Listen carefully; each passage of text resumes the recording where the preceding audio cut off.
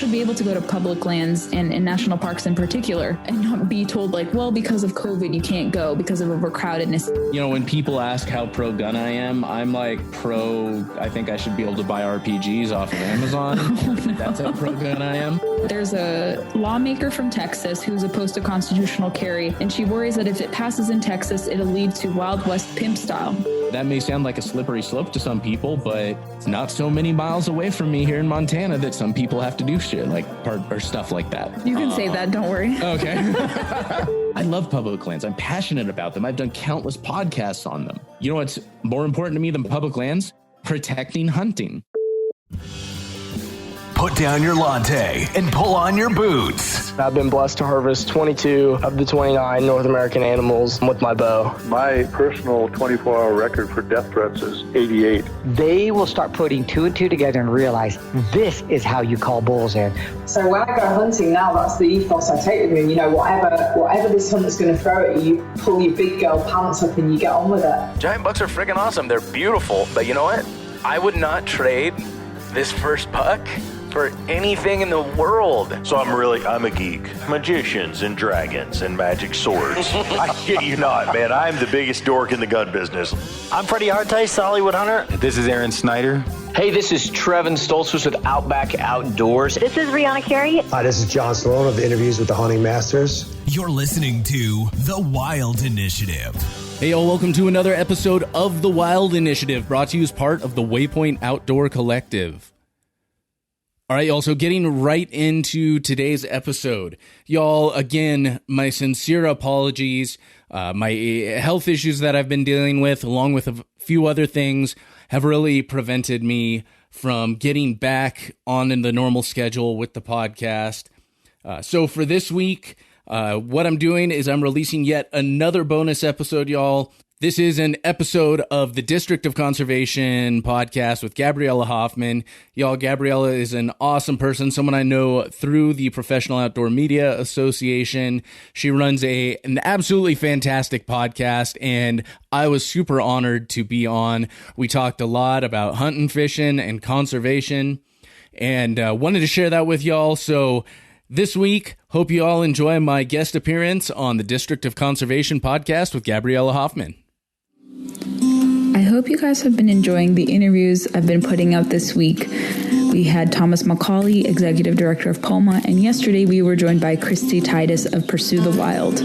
Today's guest is Sam Ayres of the Wild Initiative. Sam is a fellow Orange County native, and he has a very interesting story. I'm going to read about his project called the Wild Initiative, which was formerly known as Living Country in the City. It first began as a blog turned podcast chronicling the journey of a city boy navigating his ways into the outdoors. The Wild Initiative's mission has always been to lower the bar of entry to the outdoors, hunting and fishing. He does this freely, sharing stories, tactics, and other information that once was only accessible to those with friends or family already steeped in that knowledge. Sam and I chatted being California exiles, how he's adjusting to Montana, issues that are on his mind, how he made the jump from working in the entertainment industry with companies affiliated with Stagecoach and Coachella. If you're Californian, you know very well what those are. And how he's navigating the industry in the age of COVID and in the age of this multimedia kind of era we're entering. It's not just traditional media work, it's also digital and social media work as well. I think you're going to find our conversation interesting and riveting, and I hope you learn more about his story and you check him out and follow him. Here's my conversation with Sam Ayres of the Wild Initiative. Enjoy. Sam, it is so great to have you on my podcast. How are you doing today? I'm doing great. It's always, it doesn't happen super often, but it's always really fun to be on this side of the mic because all the pressure's off. I get to like ramble when I want to, and I don't have to think of questions. This is great. Yeah, it's always fun talking to fellow podcasters. And actually, funny enough, before you and I met at POMA conference in 2019, we obviously connected via social media, but you and I both kind of share a common thread. We're both from South Orange County, believe it or not, and we're in the outdoor industry. Yeah, it's what's the first thing people ask? It's like, oh, they allow hunting in California. I thought camo was outlawed. I'm like, okay, I get it. I've heard the jokes. Yeah. I mean, at this point, though, it would not surprise me if it comes soon, the way things are headed. Yeah, maybe I'm of the minority opinion, but I never felt like the Department of Fish and Wildlife there really outreached to hunting. I mean, it was great for fishing, fewer barriers to entry. The Pacific Ocean was like 15 minutes from me, and fishing seemed really encouraged until like these different marine land protections started to come in the late 90s and 2000s. And it seems even fishing can't catch a break either, too, in addition to hunting as well. It just seems like becoming increasingly unfriendly. And you and I have both left California. Obviously, you're in Montana now. I've been in Virginia. But talk about growing up in California, how you got exposed to the outdoors and what made you essentially work in the outdoor industry, too.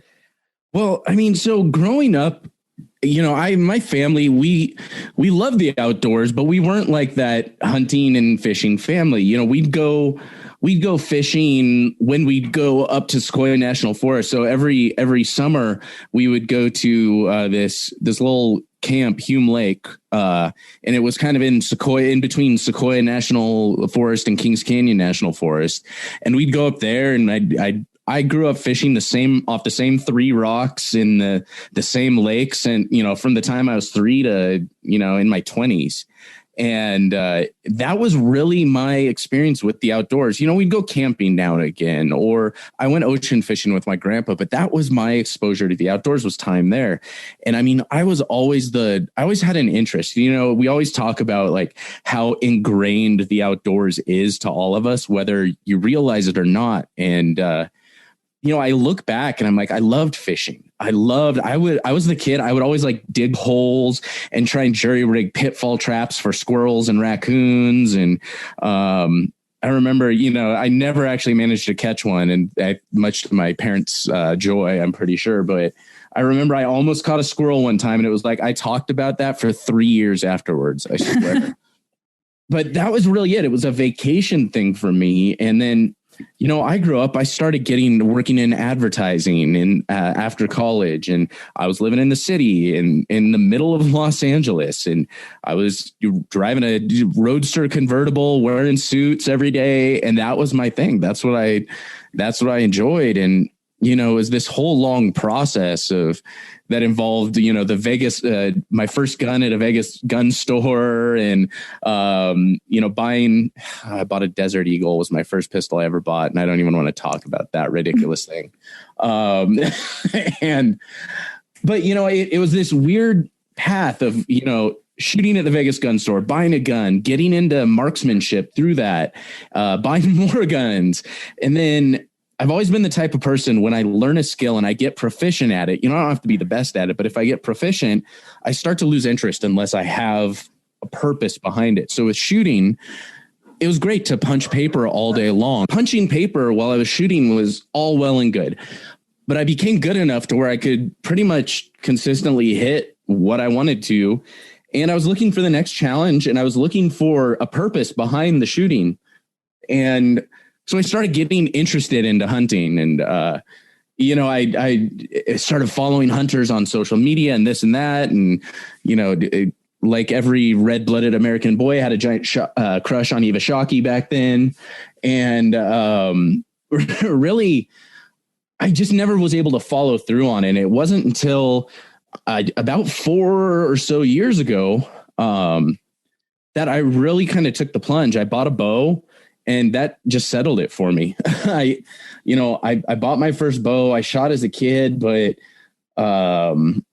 that's really what propelled me into hunting. And I was lucky enough just after that to start a new job. I got out of advertising and actually went deeper into Los Angeles and into the music industry. And I managed for Coachella, right? You did some stuff with that. Yeah. So I managed digital for all of the digital for Golden Voice Festivals, part of AEG. And so, they run Coachella, Stagecoach. I did some work with Firefly Music Festival, with Hangout Music Festival. We had some in New York. We had, all over the U.S. We had all these festivals, a lot in L.A. And, they used to call me the diversity hire. That was the big joke. Why is that? Because I would walk in boots with a knife on my belt and, a pearl snap shirt, and everyone else there, literally run the biggest country music festival in the United States, arguably the world. And there's like you could probably count the number of people that actually legitimately listen to country music on one hand. And so it's kind of a big joke. They used to call me Country Sam there because there's a bunch of Sams in the office. So they'd call me Country Sam, which then started translating among my friends and all my actual country friends that are from the South, from the Midwest, whatever. For them, it's kind of tongue in cheek. It's like calling the big guy Tiny. So all my LA friends, it's like this serious thing. They're like, oh yeah, that's Country Sam. He's like the real country guy. And then all my country friends are like, oh yeah, that's Country Sam. All right. But I digress. But yeah, so I was working in the music industry, and I was lucky enough to, I had this interest in hunting. I was lucky enough to be sitting in a meeting, and I see this guy across the table from me, and I didn't know what Kuyu was at the time, but he's wearing this big old Kuyu puffy, and I'm kind of looking at his camo, and I got a camo laptop cover, and he's kind of looking at my laptop cover, and we make eye contact, and we're like, And so I was like, all right, how do I go talk to this guy about hunting? Like, because who knows if it's just like some fashion camo at the time? Like, I didn't know. And so I'm like, but I gotta find out if this guy's a hunter so I can, learn a little bit more. And so I'm like, okay, I'm just going to see if I can go talk to him, kind of break the ice a little bit. And I walk into his office, and his screensaver is a bugling elk. I'm like, okay, that's like a good sign right there. And then the next screen, it like swipes over to the next screen, and it's that diagram of an elk with all the cuts of meat broken down. And I'm like, okay, yeah, I think I'm good to talk to this guy. And, that's right around when I was thinking about starting the podcast too.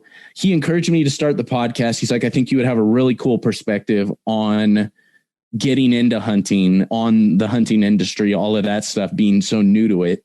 And then he mentored me as far as, helping me figure out what gear I needed, how to just get into it, what other podcasts to listen to, people to reach out to, and just all of this stuff. He wasn't the one that took me out and showed me how to hunt, but he opened all those doors for me. And he ended up actually being my second ever podcast interview.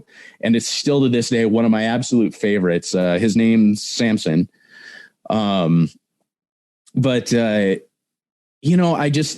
It immediately took over my life from that point forward. That was all I cared about. I was completely obsessed with it. That was January of 2017. And he was the one that told me, he's like, you want to hunt elk? So go hunt elk. I'm like, well, I've never done this before. He's like, so what? It's not as expensive as you think. And it is perfectly possible for somebody to do that on their first hunt, if that's really what you want to do. And it took me 4 years to get my first elk, but, I learned something every year, and it was, I've never looked back. If you'd told me back when I was, in my early 20s, working in advertising, wearing my suits, driving my convertible, that, today I would be living in my place out here in Montana. I'd be this tatted up, bearded guy wearing cowboy boots, planning a bear hunt, and running a podcast and my own agency for the outdoor industry. I would have laughed at you. Anybody that knew me would have laughed at you. It was so far out of the even realm of consideration at that time that it's just wild to see where I'm at now. It's just absolutely wild. And no pun intended with the brand name or anything, but life is a funny thing. You never know what could be flung your way in terms of opportunities. And I think for a lot of us, we never think it's feasible to make a livelihood in the outdoor industry. I think for me, it was a really distant possibility to do it. I just was like, okay, maybe I could write about this stuff. But you worked hard to get where you are. Obviously, from this was born Living Country in the City, which you rebranded as the Wild Initiative, and you have your agency. So talk about how you were able to make that transition and why you changed the name. And yeah, so I had started originally. I started Living Country in the City, and this was a brainchild of around Christmas. I want to say 2015. So, December 2015, I was visiting family for the holidays. I had a bunch of free time, so my brain was just spinning on different stuff that I wanted to do. And I just started getting interested in archery, and I had all these friends reaching out to me being like, hey man, I didn't know you could go like off-roading just outside of LA, or I didn't know you could go shoot your bow here, or I didn't know there was country concerts or line dancing nights or all this stuff.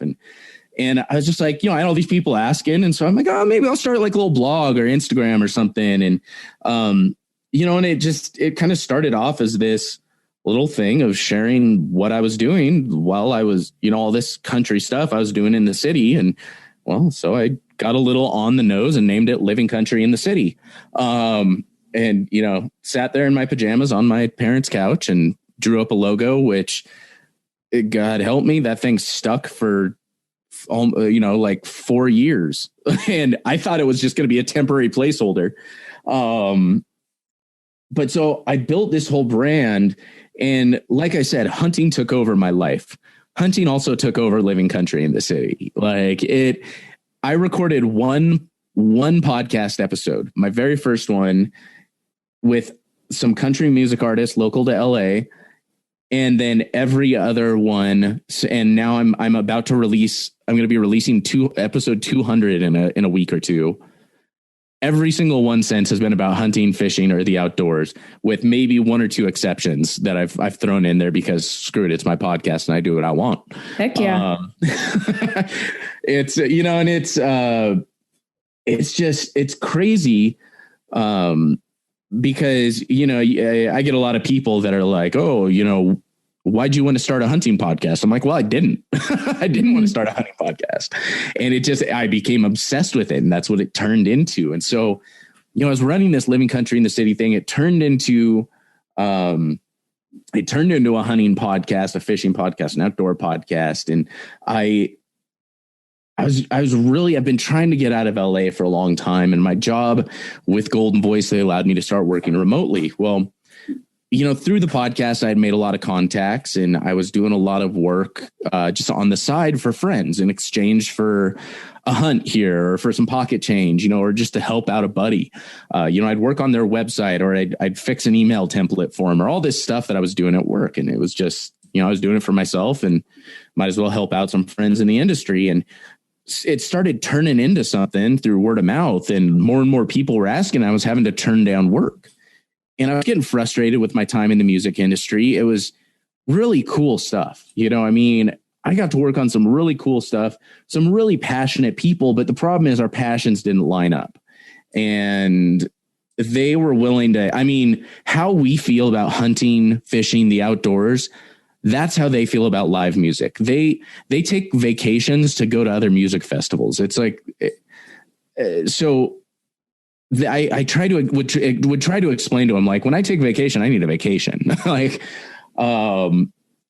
the problem is I just didn't share that passion with them. And I realized I was turning down work that I loved with people I really cared about, and to do something that I really had zero passion for. The work was cool, but I didn't have any passion for it. And so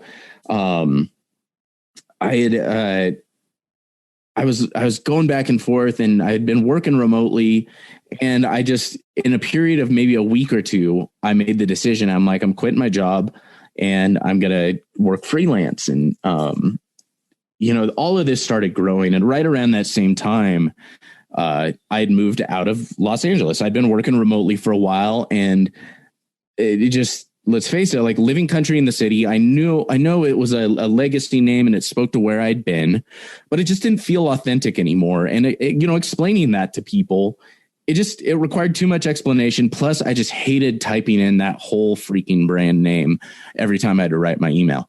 So I decided, it's time. And I had a bunch of people asking too. They're like, oh, are you going to change it to Living Country in the Country? I'm like, oh, heavens no. But I just decided it was time to kind of unpigeonhole myself a little bit and really let the brand grow up from what it has been. It had changed so much from when I launched it in late 2015. And so, I took a lot of time and shopped around a lot of names. I probably have like 30 or 40 different domain names purchased when I was trying to design this brand and figure out what I wanted to do with it. And, you know, through a whole process, I came up with the Wild Initiative. And, you know, I went deep on this, and I really even down to the idea of like, how is it pronounced even? Is it the Wild Initiative or is it the Wild Initiative? It, you know, people may be laughing and being like, what kind of distinction is that? And for me, it was important. It was, for me, it's an initiative for the wild. It's my initiative to get into the wild. And I mean, I went deep. I was like looking up all the different definitions of the word initiative, what it means. And so, you know, you think of like, you know, you work in the political realm, if you will, if I can simplify it that way. And so you're probably used to hearing about initiatives all the time, whether it's an initiative for public schools or an initiative for public lands.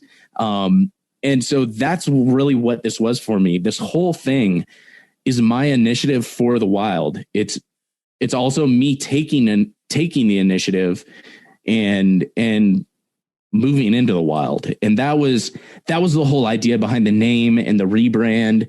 And then at the same time, you know, I'm building up this digital marketing business for friends and companies and small businesses in the outdoor industry. And so everyone kind of already knew me then as Living Country in the City, and then the Wild Initiative. And so really I now have the Wild Initiative digital marketing group as well. You know, it all just kind of ties together. You know, I work the podcast, I work the digital marketing, and really it's become an incredible thing. It's been life-changing for me.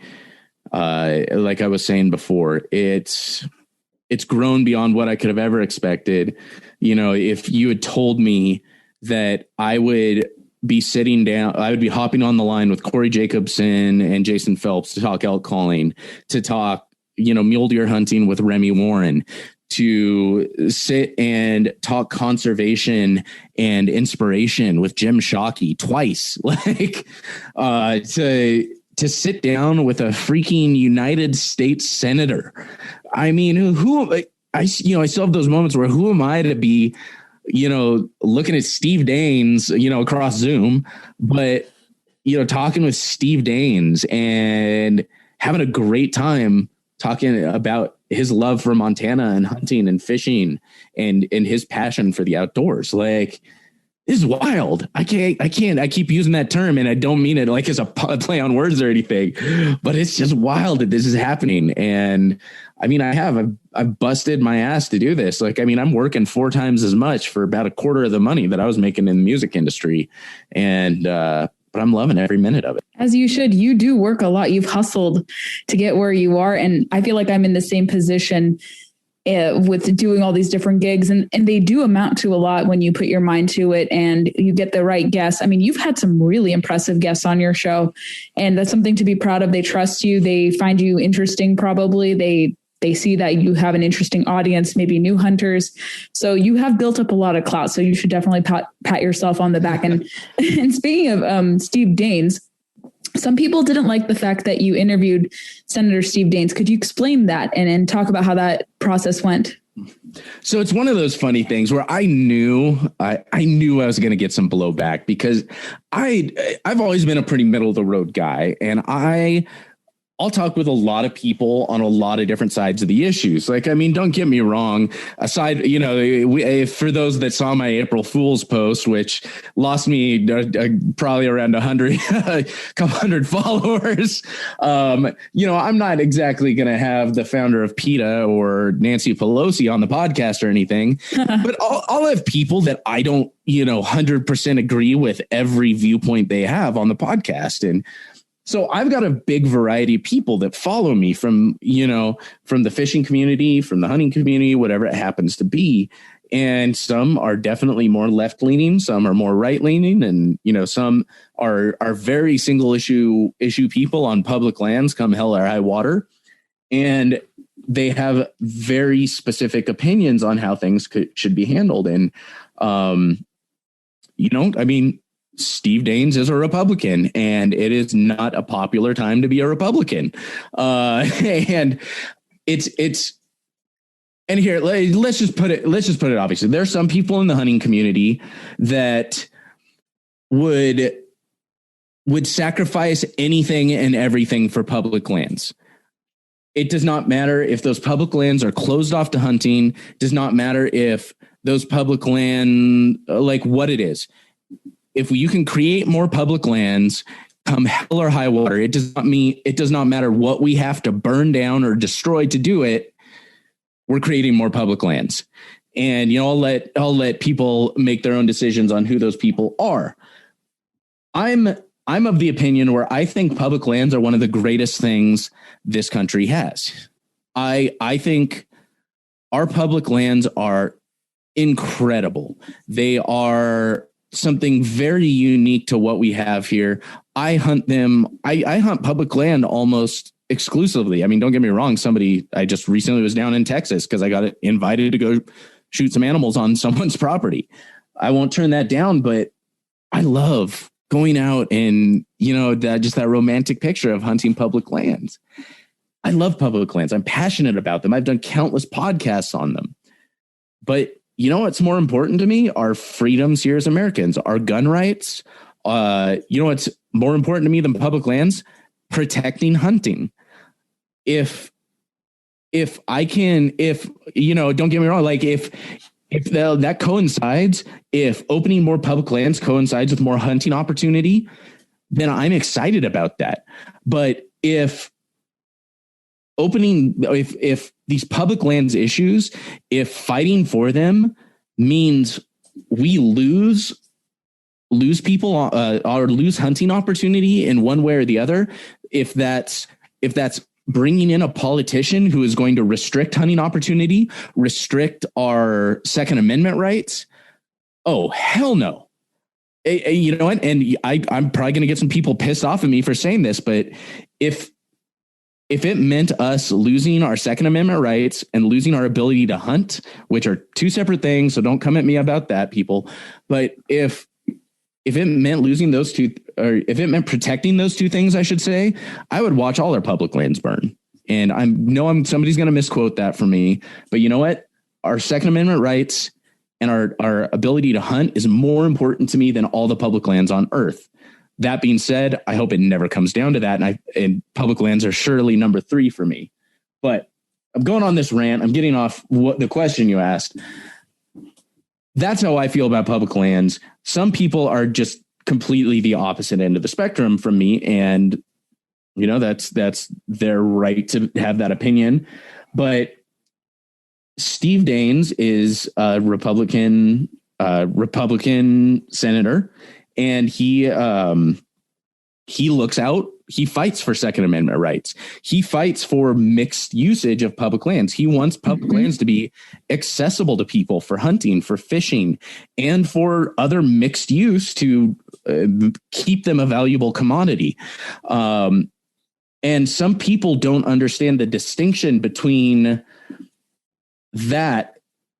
For them, protecting public lands means making everything a wilderness area with no use, no accessibility. For some people, they don't understand that there is a middle ground. It's either everything's wilderness or we're strip mining it and clear cutting it. Mm-hmm. There's nothing in between for some of these people. And it just makes me sick. And they're impossible to talk to. They're like foaming at the mouth when you try and discuss this stuff with them. And so I got blowback from a lot of those people, whether, I got some private messages. There's a few comments on the post. I'm sure more stuff will continue to crop up as it comes, but it's just, it feels like these just rabid people who have no concept of mixed use of our public lands. And again, a lot of them are on the left side of the aisle and just don't give a crap about anything but public lands. Yeah, they may hunt, but it's public lands, it's public lands, it's public lands. And dear Lord, it's like, just mix it up a little bit, have a broader view of things other than like one narrow little focus. It drives me nuts. I'm getting all worked up right now. No, the passion is great. And I'm of the same thinking, excuse me, because when you study kind of how this country is fashioned, I guess, or kind of set up in terms of conservation, multiple uses of public lands are perfectly acceptable. And I actually worry about, there's a philosophy that's emerging just called public use, which is very preservationist.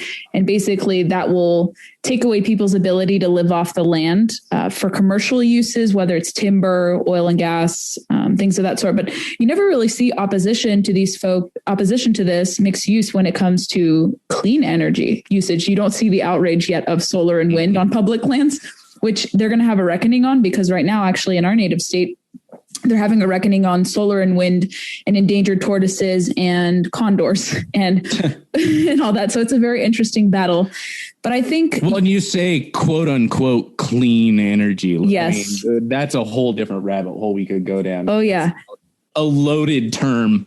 But anyway, sorry. No, that's fine. And no, I agree with the multiple uses. I mean, why can't everyone have a piece of the pie and have access to it? And sometimes I feel with some public land dictates, and it's not to say this makes you have animosity to public lands. By no means. Like, I've hunted primarily private lands. I fish mostly public waters, and I want to hunt more public lands, but it's a little hard in Virginia because it's overcrowded. And I'm a little worried of like doing it by myself.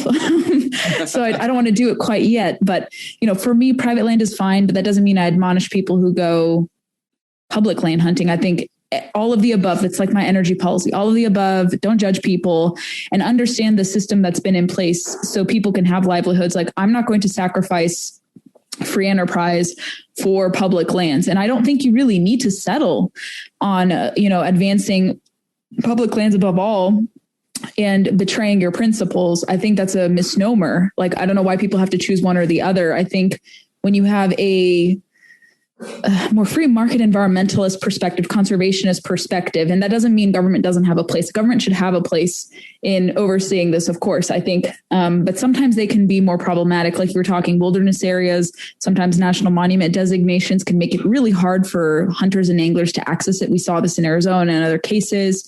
A lot of conservation groups have said, like, whoa, hold back on a blanket statement, like doing these monument designations. And it's unfortunate that they're not open to hearing about kind of being in the middle when it comes to this. It's not really a right or left issue, but it's like, this has worked. Cattle grazing has worked. It's not perfect, but it's a system where people pay into it. They maintain the land. And you see people buying into, what is it? Like, they like to buy grazing permits, but they don't graze or don't have cattle that graze. And that completely makes the model useless and it's counterintuitive.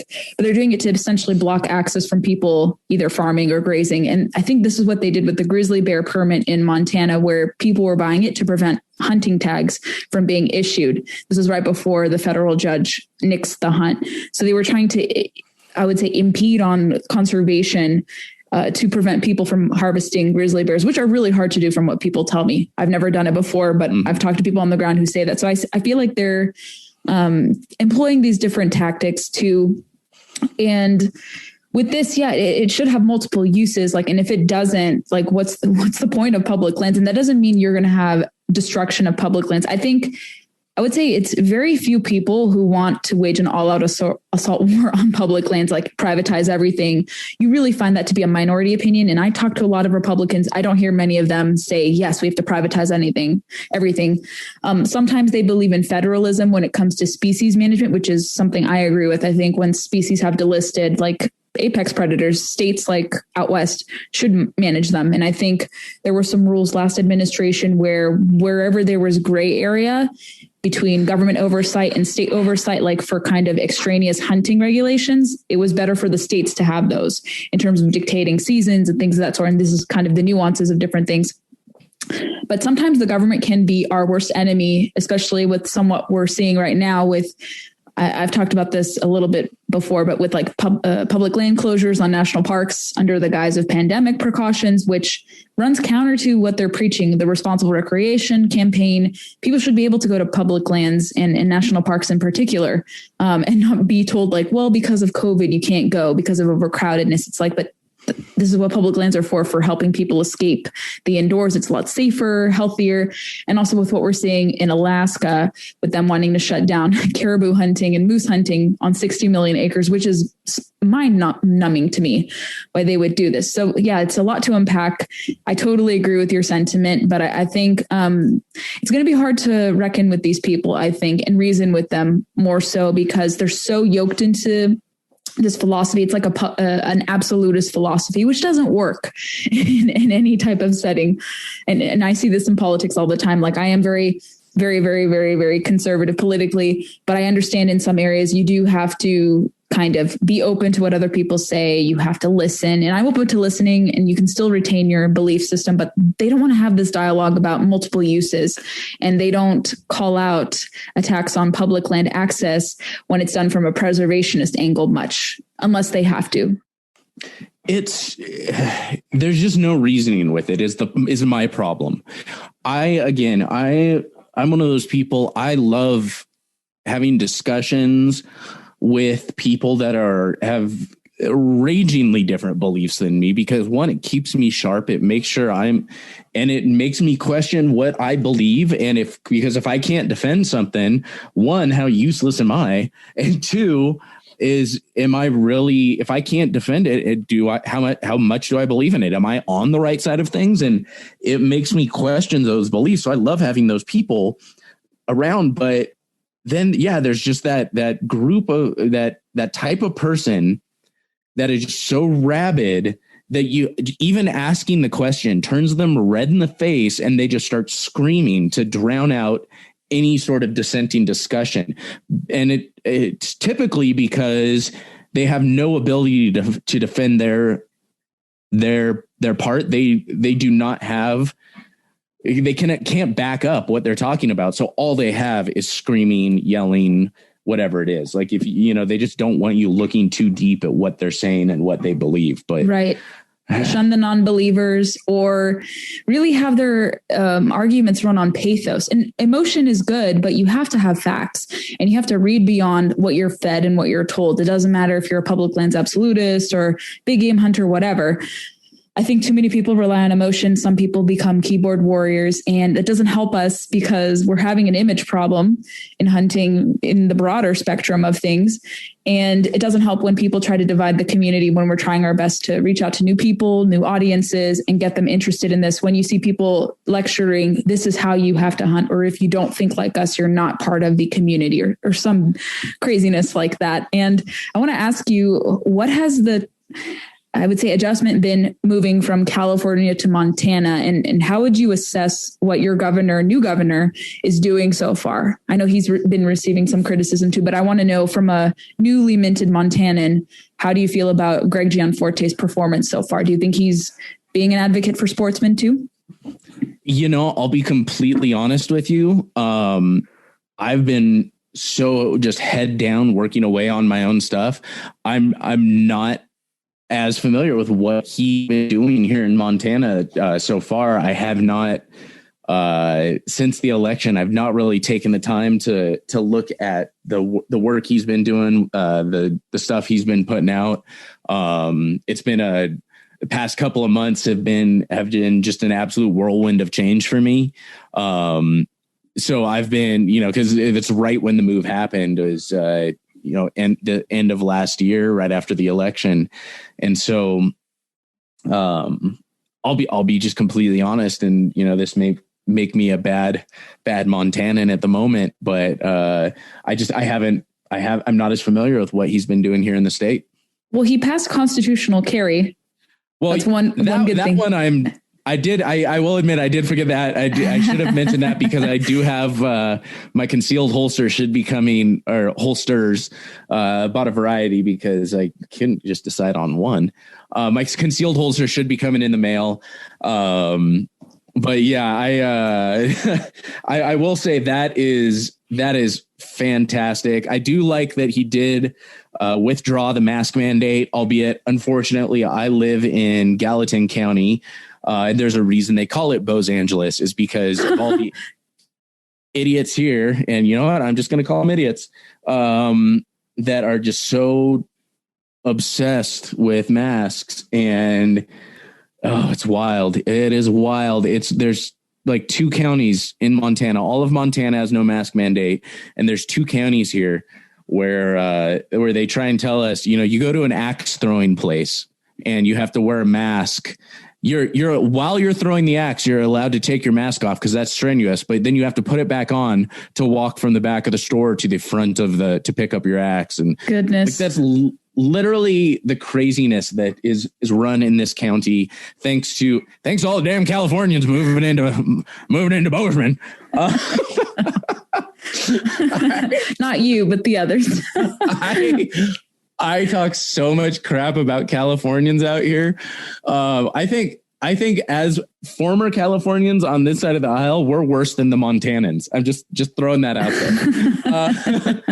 there. I think everything in reason too. I mean, for outdoor activities, you really don't need them. And it's not me trying to be a contrarian, but like, there's no proof of them having, I would say you don't need to wear a mask outdoors. If you want to do it in indoor public settings where it's required, I mean, we're stuck kind of on that, and that's not really germane to the podcast. But I think with outdoor stuff, like if you're doing strenuous activity, you really don't need it. And actually other things that Gianforte, just to be having it on your radar, and you should actually interview him for your podcast. I think this would be a good opportunity for you to learn what he's been up to. He did a wolf hunt recently, and he just did something allowing wolf snaring. Well, they call it wolf snaring, but I think it's extension of wolf trapping and extended seasons. So that should be interesting. I know it attracts a lot of controversy in Montana. I think there's also a right to hunt and fish bill moving in Montana, and they need like an overwhelming vote in the legislature, like all the Republicans support and a handful of Democrats. But I think they need 2/3 vote on each chamber. So that would then go to a vote and then be voted in next year. And there's overwhelming, and actually people talk about hunting being a privilege. There's actually a little bit of a challenge to that, because in different states, in like 20 something states, you have right to hunt and fish amendments, which actually enshrine hunting rights and fishing rights in state constitutions. So federally, not so much, but statewide, yes. Yeah. And Montana could be the next state if this passes. I remember seeing something about that. I can't remember if it was a Sportsman's Alliance website or the one of the Montana Conservation Organization websites. I was reading just the kind of legislative updates and briefs on their websites, the list and stuff. And I remember that was coming up, was the amendment to the Montana Constitution to add in the right to hunt and fish language, or I can't remember if it was to officially add it in or if it was to strengthen it so it made it clear. Because I think it's kind of in there, if I remember correctly. It's kind of in there, but it's really vague. Yes. And so I think they were basically codifying that language and making sure that it was added in. And I mean, of all the places in the U.S., like to not have that in the Constitution, I mean, come on, maybe I'll get I mean, there's a reason they call Montana the treasure state, the last great place, whatever it happens to be. I mean, I feel like Montana is the hunting state. Like, it's one of the last outposts. Yeah, there's a lot of states you can hunt and that have some incredible hunting and incredible opportunity. But like, if you want to talk about like the hunting state, this like a state that's founded on the outdoors and hunting and that rugged outdoors equality, it's Montana through and through. Like, and I'll fight anyone that says different. I'm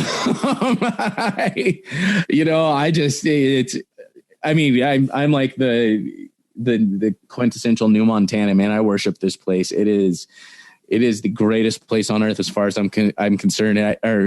And I had a buddy reach out to me. I posted something about that, and he's like, "Well, you ought to come visit Maine before you make any other blanket statements like that." And I'm like, no, I don't need to visit Maine. I don't need to visit anywhere to know there's nowhere better on this earth than Montana. And I have visited many other places, but I mean, yeah, I feel like of all the places on earth that needs to be enshrined in the Constitution, like that needs to be engraved on a gold plaque on the Capitol, on the Capitol steps is our right to hunt and fish in this state, man.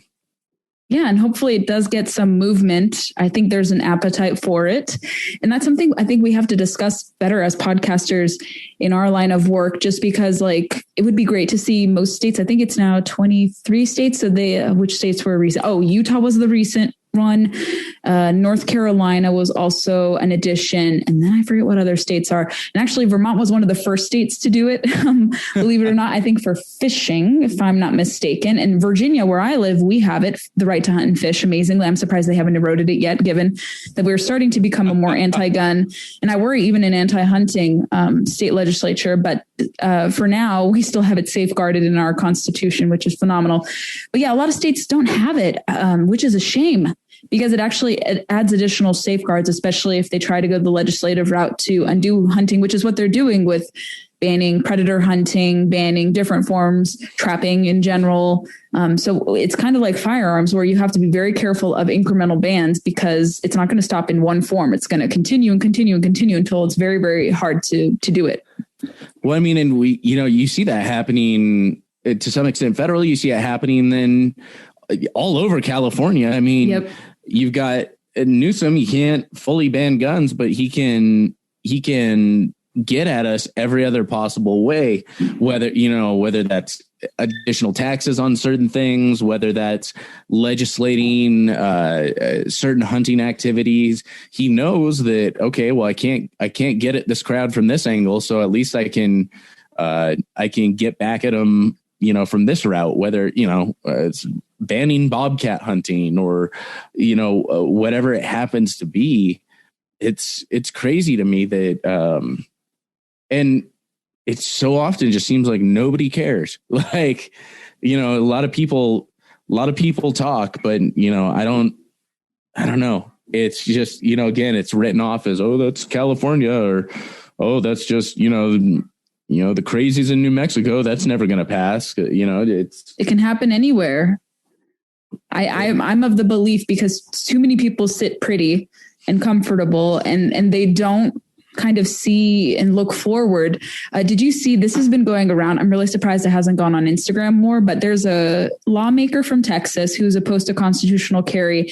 And she worries that if it passes in Texas, it'll lead to Wild West pimp style of people, like pimps buying guns and doing stuff with women. It's just the most laughable thing I've ever seen. And I have to send it to you. And and it's just like these moments of ignorance that come out, and it's just like, oh my God, like it's partly comedic, but it's partly scary at the other end of it too. And I think that's part of the problem, is it's so ridiculous sometimes that it's hard to take it seriously until all of a sudden stuff happens and you're like, holy crap, I thought that was a joke. And and then all of a sudden Biden's in office. Did I say that out loud? Yeah, it's okay. Whoops. Oh, darn. But in your discussions with Montanans, because I think with Montanans, they're very different. Like, I mean, so much without going into politics, but I would say Democrats in Montana are not like Democrats in the Northeast or California Democrats. They're a little more genteel. They live the sportsman's lifestyle. They're a little more moderate, I would say. But I know for them, they never anticipate like gun control ever happening, because they're just so used to like, the threats are not really serious. But in your conversation with people, I don't know how many people you talk to, do they worry federally about kind of the threats that are being made? President Biden said something to the effect of he wants to remove immunity from manufacturers who could be now sued for spurious cases for faulty firearms. And this could really open the door for people suing manufacturers of cars and different other entities who have nothing really to do with it, apart from a perpetrator who abuses their products. Yeah. Yeah. What's next? Going after hammer manufacturers or, knives, what else? But yeah. Oh, dear heavens. And yeah, that's my new side hobby. So somebody does something horrible with one of my knives and suddenly I'm getting sued. But yeah, just, here, there's definite concern. I mean, I see it definitely from people on the right. There is a huge concern from people on the, again, the kind of genteel Montanan left, as we can call it, not the rabid folks. I feel like they would not be thrilled at seeing a lot of these bans. They're not happy about ammo prices or any of this. But I don't think they believe that that's even on the agenda. They're like, oh, that'll never happen. No one's serious about that. I voted for that person that said they're going to do that, but I'm not worried about them actually doing that. And, but yeah, there's a definite concern with a lot of people. And, a lot of my friends in the outdoor industry, in the firearms industry as well, they're horrified at all this, and they're battening down the hatches. I mean, a lot of my acquaintances out here, it's like, okay, time to stock up and hide things in the back cupboard, so there's definite huge concern from everything I can see, from my friends out here, from my acquaintances, people I talk to. I mean, you know how it was, but Obama was a great gun salesman. I think Biden's about to be an even better one. I know more people that are like getting, AR kits shipped to them out here than I've known in the past 10 years. Like, I've had more people mention offhand. They're like, oh yeah, man, I just had a whole AR kit built and shipped to me. And now they're like months out. There's such a backlog and desire for them. They're months out, thanks to everyone getting a STEMI check at the same time as him announcing that crap. But no, there's a definite concern. And I mean, let's face it, like, I prefer bow hunting. I love bow hunting. When it comes to being in the outdoors, I really enjoy it. I think, there's a cool challenge and connection and added, something added when you're hunting with a bow. But, I also love hunting with a rifle, and I like being able to protect myself. And, you just don't F with people that are armed, and, and as those things start to disappear, I'm concerned. I'm really concerned. I'm concerned that I won't, that I'm going to have to call my local, if I want to go hunting with my rifle, I'm going to have to call my local police department, tell them where I'm going to hunt, how many rounds of ammo I'm bringing with me, and exactly, the route I'll be taking. And then, if I fire a few times, I'll have to account for every single round I used and report that, every time I want to go hunting to my local police department, in order to, exercise my quote unquote freedoms. And that may sound like a slippery slope to some people, but it's not so many miles away from me here in Montana that some people have to do shit like or stuff like that. You can say that. Don't worry. Okay. never sure. It's like, it's not so far from me here in Montana, where there's a place where, people have to report shit like that. That's crazy. That's not a world I want to live in when it comes to this type of stuff. And we're not the ones perpetrating crimes. Honest to goodness, like, in the years I've been writing about the firearms issue, I've gone to many SHOT shows. I've been around enough firearms people and former military civilians who use firearms. I've never felt unsafe at any point in time at a gun range or shooting in the field or something of that nature. And I went to my state's lobby day, what was it, pre-pandemic?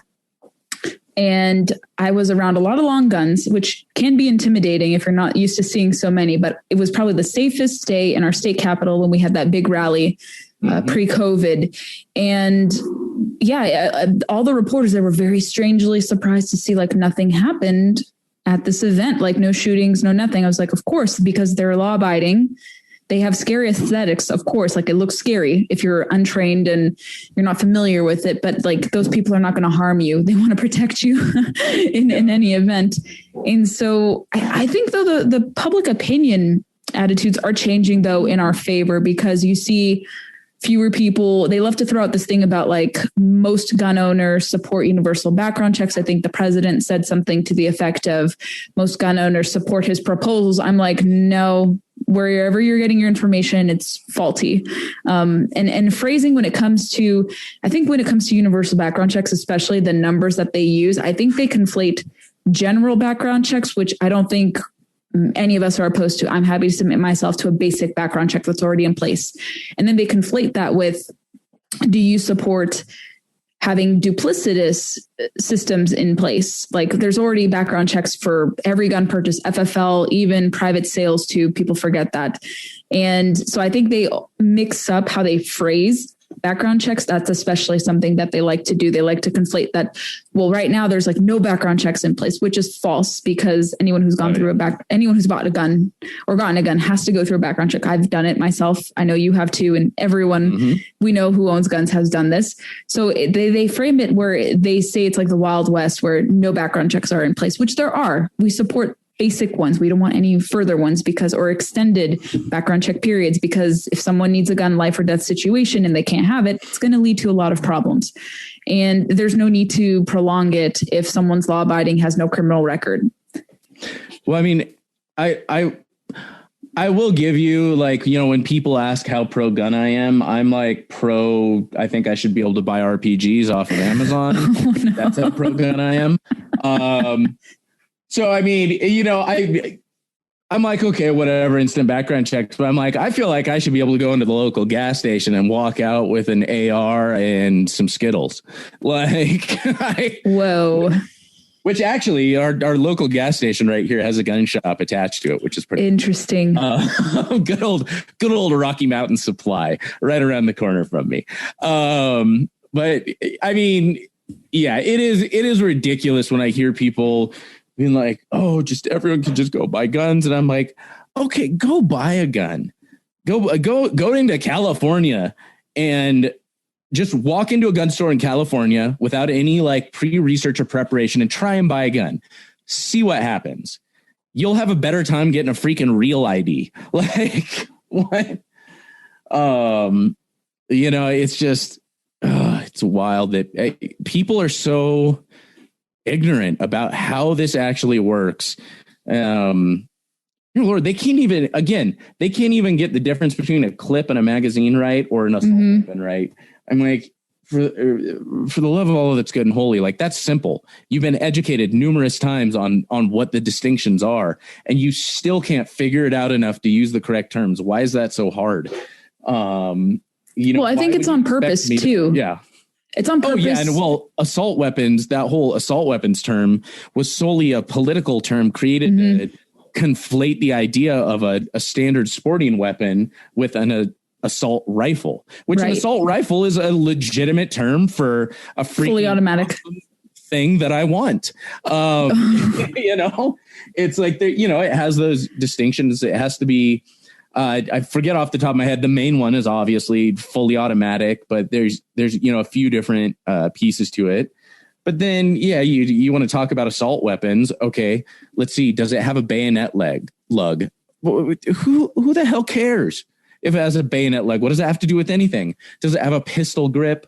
Does it, you know, I mean, I forget off the top of my head what some of them are, but they're all, you know, aesthetic features, really. Oh, does it have a, you know, what was it? A muzzle brake or something, or a flash hider on it, or, you know, all this like ridiculous, fairly, okay. Yeah. It's somewhat, yeah. Pistol grip makes it easier to hold slightly and maneuver, but really it's just such a, I don't know. I'm almost getting angry talking about this right now. We'll pivot a little bit, but yeah, I had to remove a lot of these people from my Facebook. That was like my I did a purge recently and locked down my Facebook because I was just getting too angry during the day. Understandable. Yeah. Well, let's pivot to something more interesting that perhaps we can top off the podcast with, kind of your foray into forging. Actually, one of my first pieces, and actually before we do talk about forging, you need to have one of my friends on your podcast. If you want to talk about mechanics of firearms and ballistics and nomenclature, I don't know if you know Stephen Gutowski. He just launched his new solo website called The Reload, and he wrote for this publication called the Washington Free Beacon. It's kind of a center-right publication, but he was their firearms reporter, and he actually got the respect and garnered the respect of a lot of mainstream journalists and reporters, and they defer to him. He helps educate them about the right usage of terms and terminology. So you should have him on. He's awesome, and you would be very interested to hear about his new project, I think. So an aside, I'll try to connect you with him too. And yeah, you should definitely talk to your governor as well. But foray into forging, talk about that and what's led you to be interested in that. Oh man. Yeah. So, knife forging is one of those things. Like, I'm a collector of hobbies, and because I'm one of those people, if I see something, I want to know how to do it. Doesn't matter what it is. I just want to know I'm capable of doing it and get a basic understanding of how it works and what I can do. And so there's always been this little side interest in, since I was a kid, and like, it'd be cool to make a knife sometime. And, with the podcast, I have on all kinds of different people and just really cool people. And I had, Laura Zara on the podcast, and a lot of people know her. Naked and Afraid, right? Yeah, Naked and Afraid. She's pretty much the most popular person that's ever been on Naked and Afraid. Like, people that really watch the show, the second you mention her name, they're like, everyone I've talked to that like knows her from the show is like, oh my gosh, she's like my favorite contestant ever. And I think it's because she's one of those people. She actually lives the lifestyle 24/7. Like, that's just who she is. It's not like she's not like a survivalist that kind of puts it on for the show. No, she just disappears off into the woods for 2 weeks with her dog and is like, I'll be back later to civilization. And really cool person. Did she do a year without social media? I think I saw that. Yeah, I think she just recently, she was finishing that up right when my podcast with her came out. We had talked about that, and I think she just kind of finished up her complete foray away from social media for a while. And, now she's on and off, and whenever she happens to be in reception or something, but, she's a really interesting person, survivalist. And she's a bladesmith, a knife maker. And she wrote a book on beginner bladesmithing. And just, a lot of times if my guests will have a book out or a podcast, I'll listen to the podcast, I'll read the book, whatever that happens to be. And I picked up the book, and it kind of reignited that kind of flame and interest in bladesmithing again. And, and it just, there's so close of a tie-in to the outdoors and hunting. And, so I started kind of venturing into that. And as I was posting about it, some other local Montana bladesmiths, I kind of kept getting introduced to these people, and some of them reached out. I reached out to some of them, just met some really cool people, just like getting into hunting. I had this podcast, and so I used it to my advantage to meet cool people. And so I got to talk with Josh Smith, Montana Knife Co. He makes some amazing work. I watched a lot of Forged in Fire, and just kind of, it sounds kind of silly, but there's a lot of inspiration to be had there. And I just, I fell in love with this idea in the process, and I started forging, and just like hunting, it's kind of taken over a lot of my life and time. And it is just so much fun, because I do marketing, I do digital work. And, aside from going out hunting, most of my time is spent behind a computer. And it's nice to take a weekend or, just take some time in the afternoon and go down to the garage, light up the forge, and start hammering away on some, carbon steel, or to grind away, putting bevels into an edge, or to do some finish work. And, right now my hands, we don't have video, but like my hands are sliced to hell. There's like little teeny just cuts across all of them. It's half of it's covered in leather dye. The other half is like, I've got epoxy under my nails. It's just, I've got burns on, down half of my hand, one of my hands. And like, it's just, I'm covered in knife. And yeah, recently, I've discovered I have a bit of a talent for it. I'm learning something new with everything. And I've had a couple people reach out and be like, hey man, I want one. And suddenly now I've got a handful of commissioned knives, and I've been selling, I've sold, I want to say 5 or 6 knives. I have kind of a few different styles of knives that I'm working on. I've got some just cool different commissions that I'm really excited to work on. And, you know, I explained to people, I'm like, hey, you know, I'm like couple of months into doing this. I've only been doing this for about 2 months. And they're like, yeah, I know, but you do good work. And, you know, we just want to see what you come up with. I'm like, all right, you know, if you want to, your risk. No, but it's just turned into an amazing thing. And, you know, I throw up my knives all the time on my Instagram, at the Wild Initiative. You know, I've always got something new that I'm working on, that I'm putting up. I've got a new, just really cool. It was kind of just a cool weekend project that I worked on. It's a Viking sack style knife with just a really cool wood handle. And my whole thing is similar to what I do with hunting. Is every time I go out hunting, I try something new. I want a new experience. I want to grow and learn. Well, with forging, I do the same thing. Every knife I make, I have to be trying something new with it. You know, it can be something small, it can be something big. And so whether that's a new technique, whether it's stock removal or forging, whether it's a new metal, a new blade shape, a more complex bevel on the knife, or some cool handle stuff. I just try something new with every single one. And, you know, I was having fun experimenting this weekend, and it, you know, sometimes they don't work. Sometimes they come together better than I could ever expect. And so I'm excited. I'll be posting up, you know, a couple more soon. And I've got one I'll be putting up for like a raffle where people can buy some tickets. And it's just this cool wood handled Viking sacks. I'm going to do a horizontal belt sheath for anyone that, you know, likes that behind the back draw with whether it's, you know, while you're riding a horse or, you know, or while you're out, you know, it kind of keeps it up off your hip. And yeah, it should be fun, but it's just another foray into something interesting. You know, I'm making a couple skinners for my hunting season this year to just have my own knife and be able to, whatever animal I take, be able to go out, and it's just owning more of that process. You know, I guess that's what part of it is, why I like bow hunting is I feel like I'm owning more of that process of the hunt. I like processing my own meat because I'm owning more of that whole process. And, you know, now it's one more thing. I'm making my own knife for taking out in the field for survival and for skinning and quartering out that animal using my own knife. It's owning more of that process. It's becoming more of a capable person and trying new things. And, you know, we're in a time right now where everyone has so much dang free time, right? You know, there's still a lot of people that are, you know, even if they're working, so many people are working remote and they have all of this extra time at home. And, you know, there's a couple of different types of people. There's the people that lay around and bemoan their situation. And then there's the other people that say, screw it, I'm going to do something. I'm going to learn something new. I'm going to start something. And, you know, maybe it's patting myself on the back, but I feel like I've always been that second type of person to where anytime I can learn something new, I'll take advantage of it. And anytime I can take something on and make mistakes and screw up royally, but find a way to let that turn me into a more capable, more valuable, I mean, and, you know, hopefully people understand what I mean by this, but a more valuable person.